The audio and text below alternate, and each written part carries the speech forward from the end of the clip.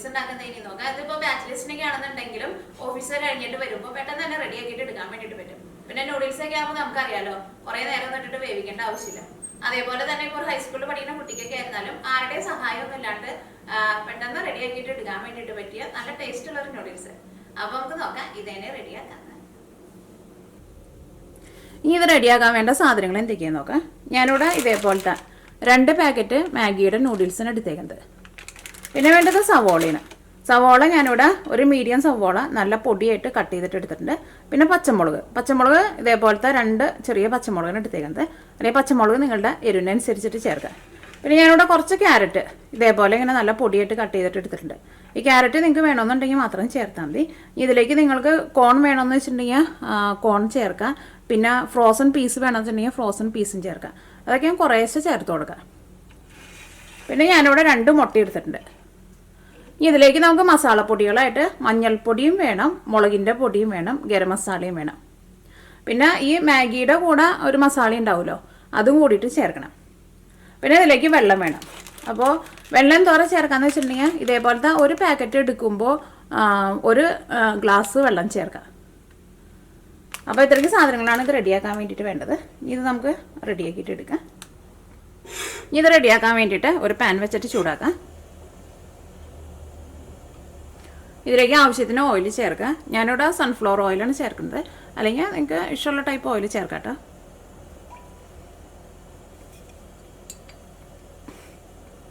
ഇപ്പോൾ ഓയിൽ നന്നായിട്ട് ചൂടായിട്ടുണ്ട്. ഇനി ഇതിലേക്ക് പച്ചമുളക് ചേർക്കാം. പച്ചമുളക് ഞാനിവിടെ ഇതേപോലെ ഇങ്ങനെ നല്ല പൊടിയായിട്ട് കട്ട് ചെയ്തിട്ട് എടുത്തിട്ടുണ്ട്. ഇതിലേക്ക് ക്യാരറ്റും ചേർക്കാം. ക്യാരറ്റ് ഒന്ന് പതുക്കെ മുരിഞ്ഞ് കഴിഞ്ഞിട്ട് സവോള ചേർത്താൽ മതി. അല്ലെങ്കിൽ ഈ സവോളയുടെ വെള്ളം കൊണ്ട് ക്യാരറ്റ് നമുക്കങ്ങോട്ട് മുരിഞ്ഞ് കിട്ടില്ല. അപ്പോൾ ഫസ്റ്റ് ക്യാരറ്റ് ചേർക്കാം. ഇതിലേക്ക് നിങ്ങൾ കോണും ഫ്രോസൺ പീസും ചേർക്കണുണ്ടെന്ന് വെച്ചിട്ടുണ്ടെങ്കിൽ സവോള ചേർത്ത് കഴിഞ്ഞിട്ട് അത് ചേർത്താൽ മതി. കാരണം അതിനൊന്നും അങ്ങനെ വേവില്ലല്ലോ. അപ്പോൾ ക്യാരറ്റ് നമുക്കൊന്ന് മുരിഞ്ഞ് കിട്ടും ഇതേപോലെ ഇങ്ങനെ ചേർക്കുമ്പോൾ. ഇത് നന്നായിട്ട് കൂട്ടി തന്നെ വയ്ക്കാം. അപ്പോൾ ക്യാരറ്റ് ഒന്ന് മുരിഞ്ഞിട്ടുണ്ട്. ക്യാരറ്റ് പെട്ടെന്ന് മുരിയും കേട്ടോ. ഇതിലേക്ക് സവോള ചേർക്കാം.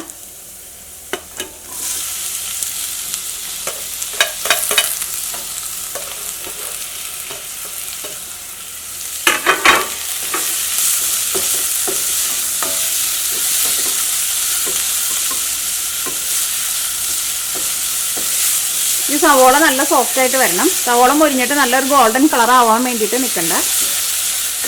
ഇത് നന്നായിട്ട് കൂട്ടി തന്നെ വെച്ചോ.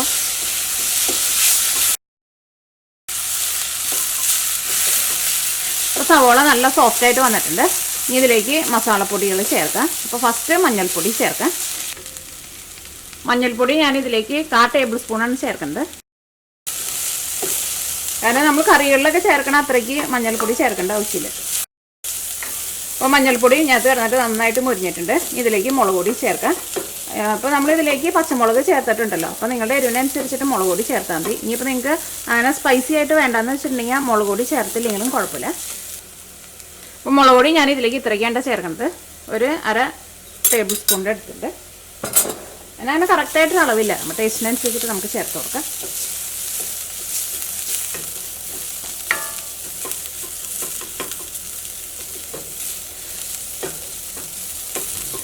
ഇനി ഇതിലേക്ക് 2 മുട്ടയും കൂടിയും ചേർക്കണം. അപ്പോൾ ഇതിനകത്ത് ഓയിൽ ഇപ്പോൾ കുറച്ച് കുറവാണല്ലോ. അപ്പോൾ ഞാനിത് ഇങ്ങനെ സൈഡിലേക്കാണ് നീക്കി വെച്ചിട്ട് ഇതിൻ്റെ സെൻറ്ററിലേക്ക് കുറച്ചും കൂടി ഓയിൽ ഒഴിക്കാൻ വേണ്ടിയിട്ട് പോവാണ്.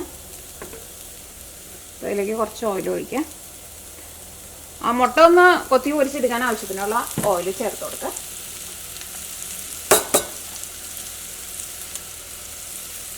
ഇതിലേക്ക് മുട്ട ചേർക്കാം.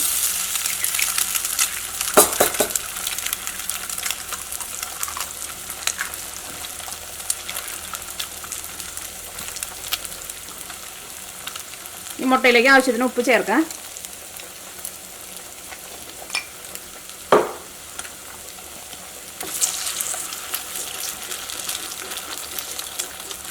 ഇതേപോലെ ഇതിൻ്റെ സെൻറ്ററിൽ ഇട്ടിട്ട് തന്നെ ഇതേപോലെ ഇങ്ങനെ ഇളക്കി കൊടുക്കാം. തീ നന്നായിട്ട് കൂട്ടി വെച്ചോ.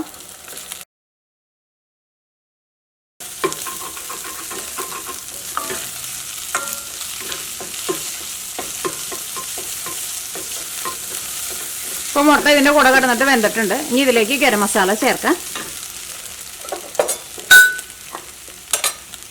അപ്പോൾ നമ്മൾ ചിക്കനിലേക്ക് ചേർക്കണ ഗരം മസാല ചേർത്താൽ മതി. അപ്പോൾ ഞാനിതിലേക്ക് 1/2 ടേബിൾ സ്പൂണാണ് ചേർക്കുന്നത്.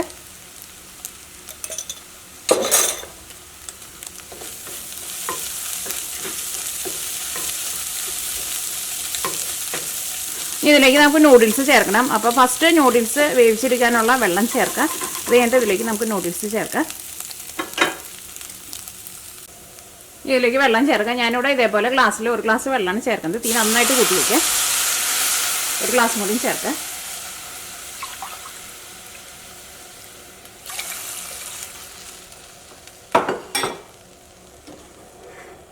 ഈ വെള്ളം നന്നായിട്ട് തിളച്ച് കഴിയുമ്പോൾ ഇതിലേക്ക് നൂഡിൽസ് ചേർക്കാം.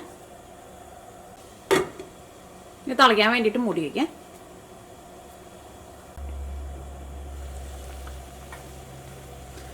അപ്പോൾ ഇതിലേക്ക് നമ്മൾ ചേർത്തേക്കണം. വെള്ളം നന്നായിട്ട് തിളച്ചിട്ടുണ്ട്. ഇനി ഇതിലേക്ക് നൂഡിൽസ് ചേർക്കാം. ഇതേപോലെ വെള്ളം നന്നായിട്ട് തിളച്ച് കഴിഞ്ഞിട്ട് നൂഡിൽസ് ചേർത്താൽ മതി.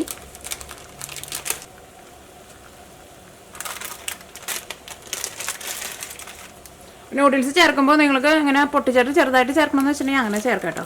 പക്ഷെ എനിക്ക് ഇതേപോലെ ഇങ്ങനെ മുഴുവനായിട്ട് ചേർക്കുന്നതാണ് ഇഷ്ടം. ഇതിലേക്ക് ആ പാക്കറ്റിലുണ്ടായിരുന്ന മസാല ഉണ്ടല്ലോ, ആ മസാലയും കൂടിയിട്ട് ചേർക്കാം.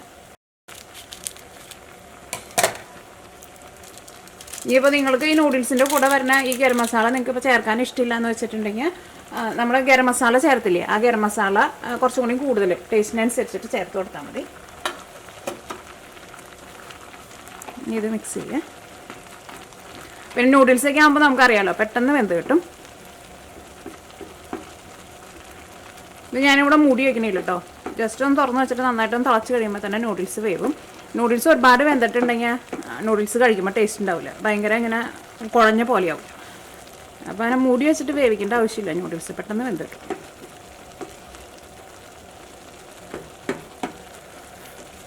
അപ്പോൾ നൂഡിൽസ് ഇതിൻ്റെ കൂടെ മിക്സ് ആയിട്ടുണ്ട്. ഇനി തീ നന്നായിട്ട് കൂട്ടിയിട്ട് തന്നെ ഒന്ന് മൂടി വയ്ക്കാം. നൂഡിൽസ് ഒരുപാട് വെന്ത് കുഴഞ്ഞു പോരുത് കേട്ടോ.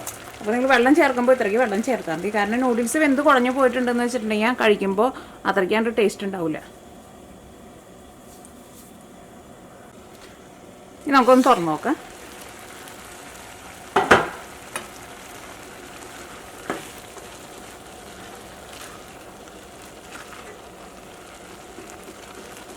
ഇപ്പം നൂഡിൽസ് വെന്തിട്ടുണ്ട്. ഇത്രയ്ക്കേ നേരം ആവശ്യമുള്ളൂ. ഞാനിപ്പോൾ ഇവിടെ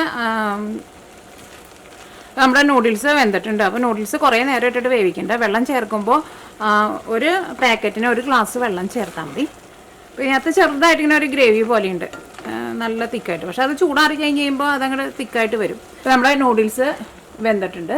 അപ്പോൾ നൂഡിൽസ് കുറേ നേരം ഇട്ടിട്ട് വേവിക്കണ്ട, ഒരുപാട് വെള്ളവും ചേർക്കണ്ട. ഒരു പാക്കറ്റ് നൂഡിൽസിന് 1 ഗ്ലാസ് വെള്ളം ചേർത്താൽ മതി. ഈ തീ ഓഫ് ചെയ്യാം.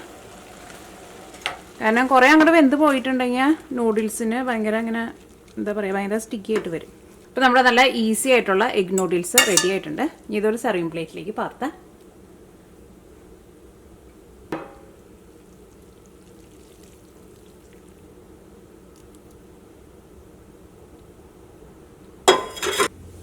അപ്പോൾ നമ്മുടെ നല്ല ഈസി ആയിട്ടുള്ള എഗ് നൂഡിൽസ് റെഡി ആയിട്ടുണ്ട്. ഇത് ബാച്ചിലേഴ്സിനൊക്കെ ആണെന്നുണ്ടെങ്കിലും ഒട്ടും പണിയില്ലാണ്ട് തന്നെ പെട്ടെന്ന് തന്നെ റെഡി ആക്കിയിട്ട് എടുക്കാൻ വേണ്ടിയിട്ട് പറ്റും. അപ്പോൾ നിങ്ങളെല്ലാവരും ട്രൈ ചെയ്ത് നോക്കാം. നിങ്ങൾക്ക് എല്ലാവർക്കും നല്ല ഇഷ്ടമാവില്ല.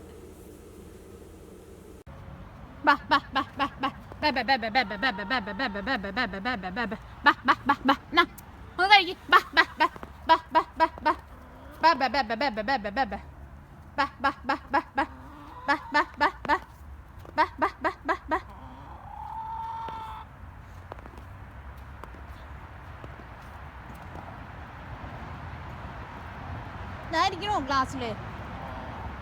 ആ കോഴി കണ്ടോണ്ടൂടെ, കോഴി അവിടെ ഇരിക്കണ കോഴി.